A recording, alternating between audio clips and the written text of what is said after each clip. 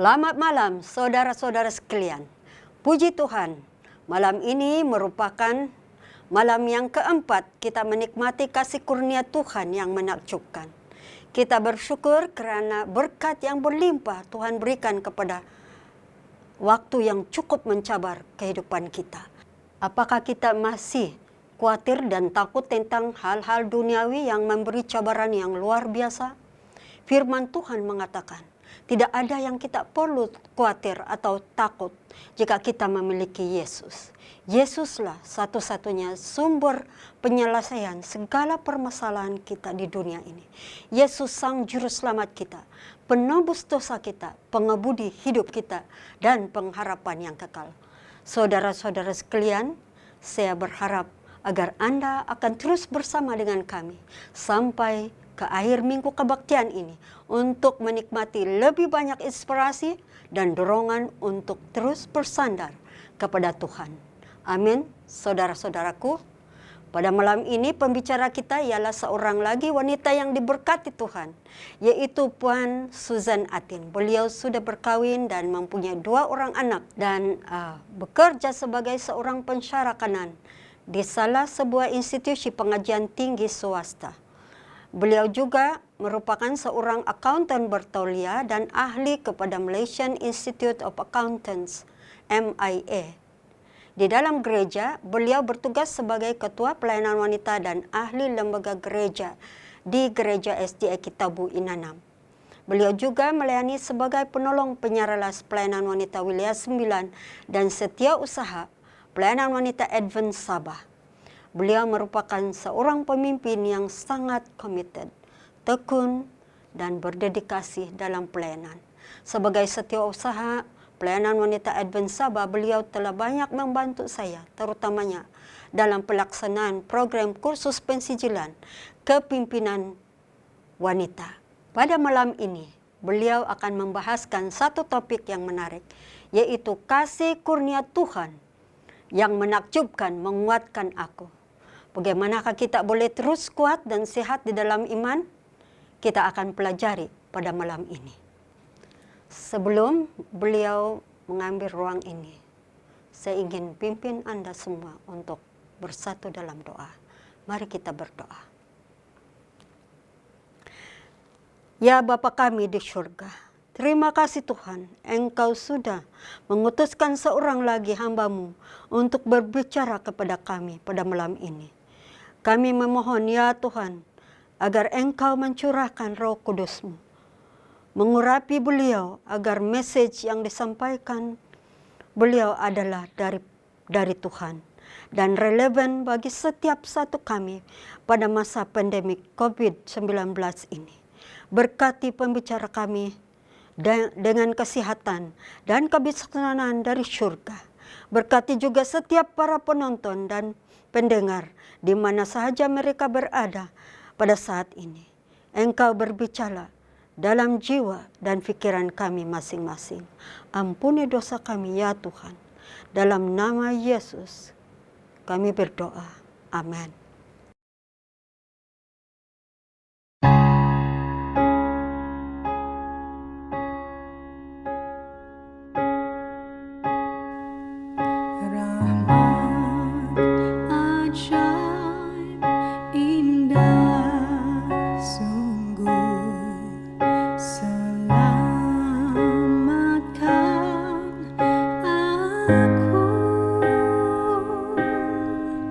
Heal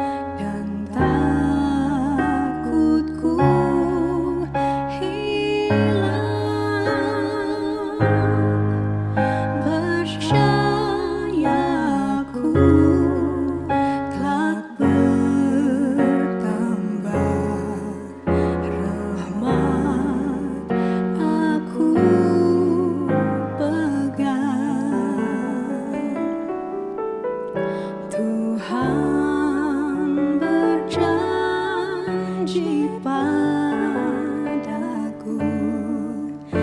di dalam sadahulu.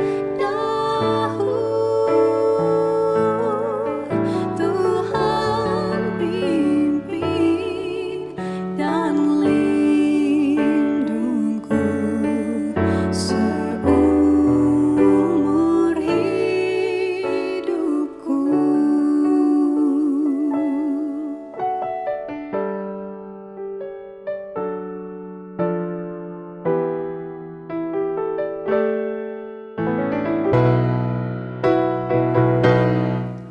Sesudah 1000 tahun kebenaran nyata, kita terus puji Tuhan kerana rahmat-Nya.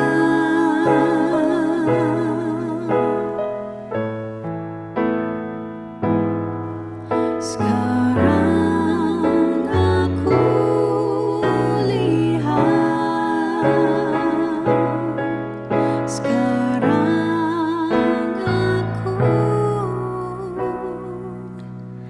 lihat.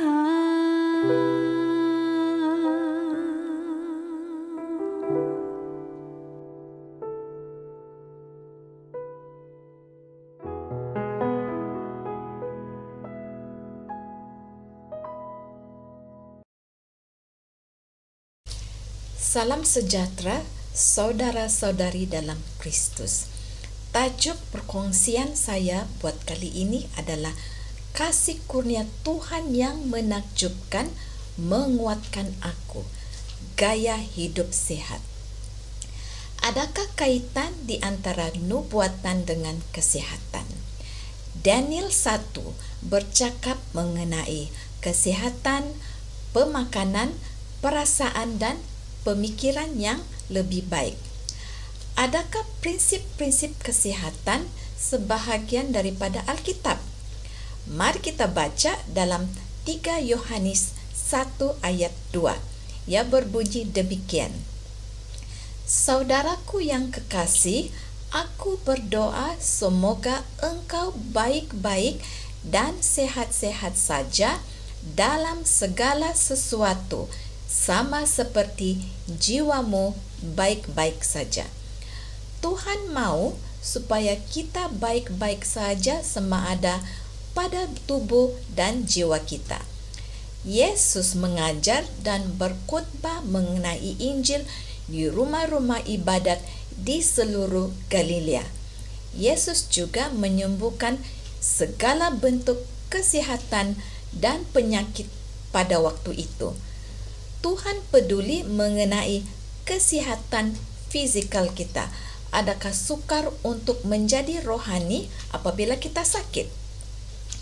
Ia adalah lebih baik untuk bersaksi untuk Tuhan apabila kita sehat berbanding dengan apabila kita sakit. Tuhan telah melakukan banyak mukjizat dalam Alkitab mengenai penyembuhan. Tetapi penyembuhan yang paling menakjubkan adalah tubuh badan kita sendiri. Sekiranya kita bekerja sama dengan prinsip asas kesehatan Tuhan, kita akan dapat membantu diri kita sendiri untuk hidup dan lebih lama. Tetapi ramai orang tidak tahu apakah prinsip-prinsip yang mudah ini. Mengapakah Tuhan memberikan kita peraturan kesehatan di dalam Alkitab? Mari kita baca dalam Ulangan 6 ayat 24 yang berbunyi demikian. Tuhan Allah kita memerintahkan kepada kita untuk melakukan segala ketetapan itu dan untuk takut akan Tuhan Allah kita, supaya senantiasa baik keadaan kita dan supaya Ia membiarkan kita hidup seperti sekarang ini. Adakah Anda mempunyai peraturan kesehatan untuk anak-anak Anda. Contohnya, jangan mencucuk apa-apa benda ke dalam soket elektrik. Ini adalah juga merupakan salah satu daripada peraturan kesehatan. Mereka akan tercedera sekiranya mereka tidak mendengar dan melakukannya juga. Begitu juga dengan Tuhan. Dia mengasihi anak-anaknya dan dia mempunyai peraturan asas kesehatan untuk kita.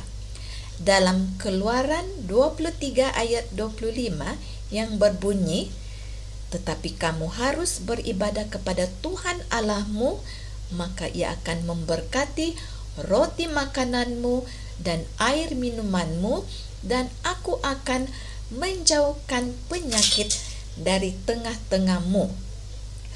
Tuhan berjanji akan memberkati bangsa Israel sekiranya mereka beribadah kepadanya. Dia akan menjauhkan penyakit sekiranya mereka mengikuti perintahnya. Setelah Tuhan memimpin mereka keluar dari Mesir, Dia telah meletakkan mereka di bawah kawalannya di padang belantara selama 40 tahun. Tuhan telah memberikan mereka makanan dan minuman pada masa itu. Jika kita baca lagi dalam Mazmur 105 ayat 37, dituntunnya mereka keluar membawa perak dan emas, dan di antara suku-suku mereka tidak ada yang tergelincir. Berapa ramaikah di antara mereka yang telah mengembara atau keluar daripada Mesir pada waktu itu adalah dianggarkan bahwa jumlah mereka terdiri daripada 2,5 juta orang, termasuk wanita dan juga kanak-kanak, dan tidak ada seorang pun di antara mereka ini yang sakit. Adakah peraturan kesehatan Tuhan itu berkaitan dengan makanan dan minuman? Jika kita baca dalam 1 Korintus 10 ayat 31, aku menjawab, jika engkau makan dan jika engkau minum, atau jika engkau melakukan sesuatu yang lain, lakukanlah semuanya itu untuk kemuliaan Tuhan. Ada di antara orang yang makan dan minum bukan untuk kemuliaan Tuhan. Apa yang mereka lakukan itu memudaratkan kesehatan mereka. Yesaya 55 ayat 2 berkata, kamu akan memakan yang baik. Kita diseru untuk memakan yang baik-baik, bukan sahaja makanan fisikal, tetapi makanan rohani. Ada yang memakan makanan rohani, tetapi makanan rohani ini yang salah dan mereka menerima informasi yang salah. Apakah makanan asal yang Tuhan berikan kepada manusia?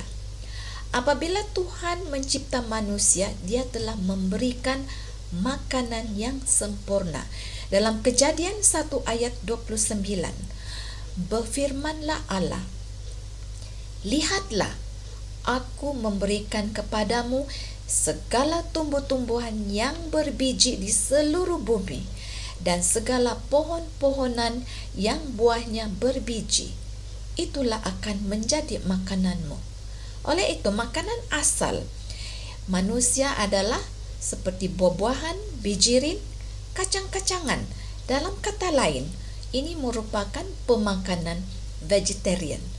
Walaupun setelah manusia berdosa dan tidak lagi boleh makan daripada pohon kehidupan, yaitu setelah Adam dan Hawa telah diusir dari Taman Eden, Tuhan telah menambahkan sesuatu dalam pemakanan mereka. Kalau kita baca dalam Kejadian 3 ayat 18, tumbuh-tumbuhan di padang akan menjadi makananmu.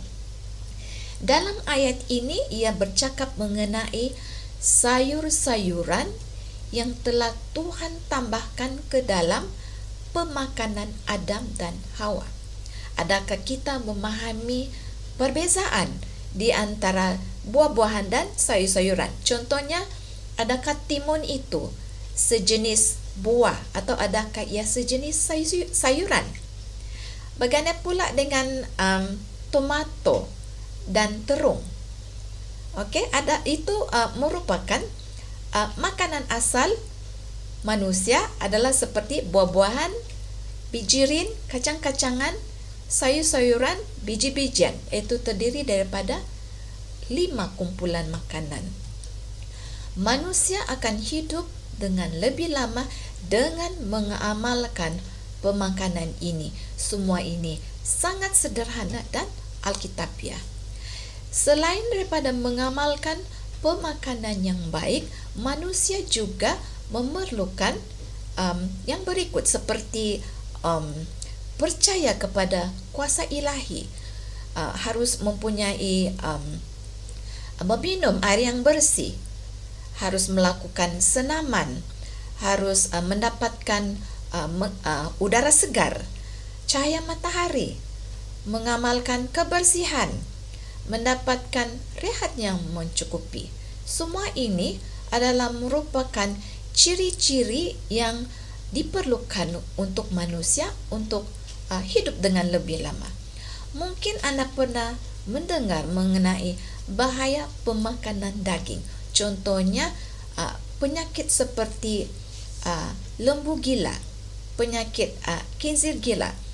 Mungkin ada di antara anda yang berkata bahawa manusia itu sememangnya adalah pemakan daging kerana manusia mempunyai gigi taring untuk mengoyakkan makanan. Tetapi binatang-binatang seperti monyet, seperti gajah, seperti badak, mereka juga mempunyai gigi taring. Tetapi mereka bukanlah pemakan daging. Mereka merupakan haiwan vegetarian. Apakah benda-benda yang Tuhan katakan sebagai haram atau dilarang untuk dimakan oleh manusia? Alkitab mengatakan bahawa manusia boleh memakan daging terutama selepas air bah. Tuhan telah membenarkan manusia untuk memakan daging daripada binatang-binatang yang tidak haram. Dia telah membezakan binatang-binatang haram dan tidak haram. Dalam Imamat 11 ayat 3 berbunyi, setiap binatang yang berkuku belah, iaitu yang kukunya bersela panjang dan yang memamah biak, boleh kamu makan. Ayat di atas merupakan 2 ciri-ciri binatang yang halal untuk dimakan. Contohnya binatang seperti kambing biri-biri dan lembu. Binatang-binatang yang mempunyai hanya satu daripada ciri ini adalah haram dan tidak boleh dimakan. Contohnya seperti unta dan arnab. Bagaimana pula dengan hidupan laut? Ikan-ikan yang mempunyai sirip dan sisik itu adalah halal untuk dimakan. Hidupan laut yang lain seperti udang, ketam, sotong merupakan hidupan laut yang membersihkan laut. Mereka memakan bangkai dan juga lain-lain benda yang telah mati di dalam laut. Oleh itu, hidupan laut seperti ini adalah tidak sesuai untuk dimakan oleh manusia. Oleh itu, segala yang telah saya katakan tadi adalah merupakan pelan kesihatan Tuhan untuk manusia untuk mendapatkan kesihatan yang lebih baik. Tuhan mahu supaya kita mempunyai tubuh badan yang sihat. Kita tidak dapat berbuat apa-apa tanpa Yesus. Janji-janji melalui Kristus semuanya adalah tidak mustahil. Yesus boleh membantu kita untuk membuang tabiat-tabiat yang memudaratkan kesihatan seperti merokok, meminum minuman keras dan pengambilan dada, dan banyak lagi benda-benda lain yang memudaratkan kesihatan badan kita.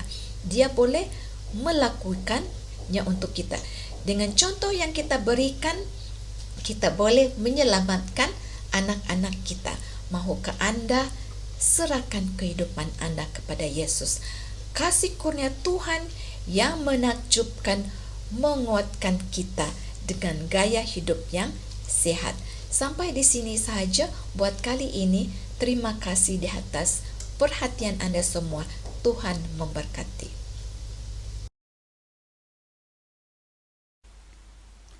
Betapa teguh persatuannya, bersandar pada lengan Tuhan. Damai ku dapat dan bahagia, bersandar pada lengan Tuhan. Sandar, sandar, sentosa dari bahaya. Sandar, sandar, bersandar pada lengan Tuhan. Betapa ringan langkah-langkahku, bersandar pada lengan Tuhan. Bertambahlah terang segenap jalanku, bersandar pada lengan Tuhan. Sandar, sandar, sentosa dari bahaya. Sandar, sandar, bersandar pada lengan Tuhan. Apakah lagi yang ku takuti, bersandar pada lengan Tuhan. Damai bahagia Tuhan akan beri, bersandar pada lengan Tuhan. Sandar, sandar, sentosa dari bahaya. Sandar, sandar, bersandar pada lengan Tuhan. Mari kita berdoa. Bapa kami yang bersemayam dalam kerajaan syurga, terima kasih Bapa di atas pelajaran tadi. Semoga ia dapat kami sematkan dalam hati kami masing-masing dan kami dapat mempraktikkan gaya hidup sehat dalam kehidupan kami sesuai dengan kehendak-Mu. Dan terima kasih juga ya Bapa di atas segala berkat-berkat yang telah Bapa berikan kepada kami. Ampunilah segala kesalahan yang telah kami lakukan, agar ia tidak menghalang kami untuk datang kepadamu. Dan semua ini kami serahkan hanya dalam nama Yesus, Juru Selamat manusia. Amin.